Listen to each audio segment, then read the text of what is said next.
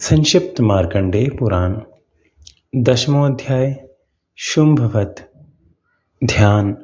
मैं मस्तक पर अर्धचंद्र धारण करने वाली शिव शक्ति स्वरूपा भगवती कामेश्वरी का हृदय में चिंतन करता हूँ। वे तपाए हुए स्वर्ण के समान सुंदर हैं।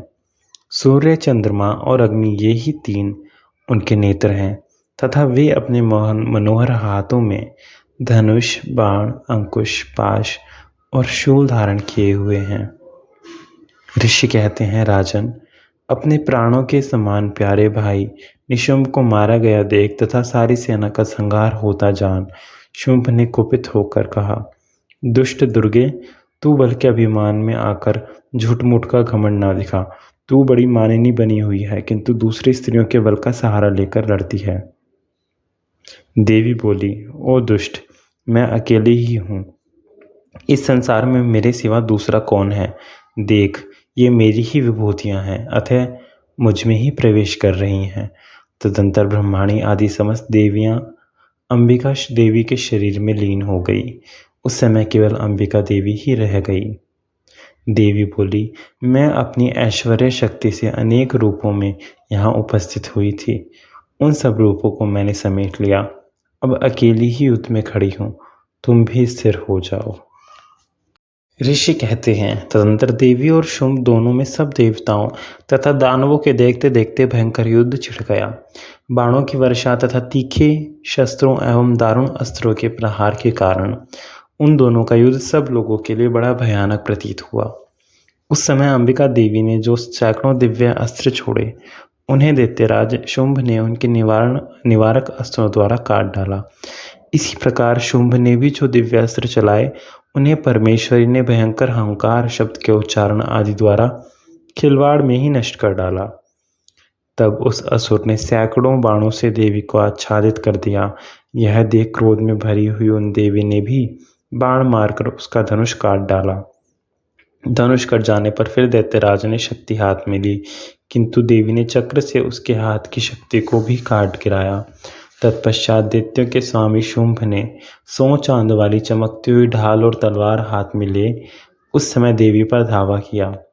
उसके आते ही चंडिका ने अपने धनुष से छोड़े हुए तीखे बाणों द्वारा उसकी सूर्य किरणों से समान उज्ज्वल ढाल और तलवार को तुरंत काट दिया। फिर उस दैत्य के घोड़े और सारथी मारे गए। धनुष तो पहले ही कट चुका था।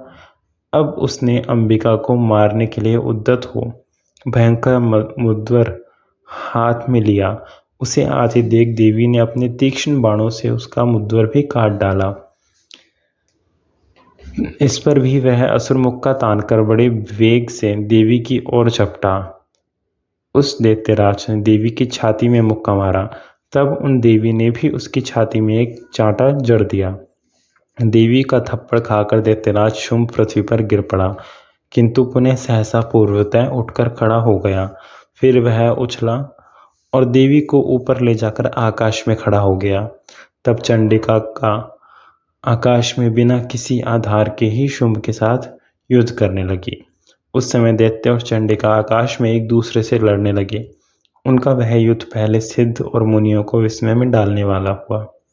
फिर अंबिका ने शुंभ के साथ बहुत देर तक युद्ध करने के पश्चात उसे उठाकर घुमाया और पृथ्वी पर पटक दिया। पटके जाने पर पृथ्वी पर आने के बाद वह दुष्टात्मा दैत्य पुनः चंडिका का वध करने के लिए उनकी ओर बड़े वेग से दौड़ा। तब समस्त दैत्यों के राजा शुंभ को अपनी ओर आते देख देवी ने त्रिशूल से उसकी छाती छेद कर उसे पृथ्वी पर गिरा दिया। देवी के शूल की धार से घायल होने पर उसके प्राण पखेरु उड़ गए और वह समुद्रों, द्वीपों तथा पर्वतों सहित समूची पृथ्वी को कपाता हुआ भूमि पर गिर पड़ा। तदंतर उस दुरात्मा के मारे जाने पर संपूर्ण जगत प्रसन्न एवं पूर्ण स्वस्थ हो गया। आकाश स्वच्छ दिखाई देने लगा।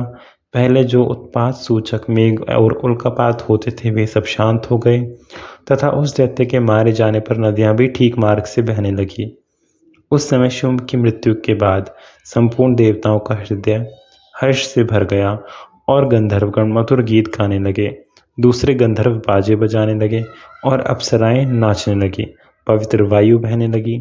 सूर्य की प्रभा उत्तम हो गई।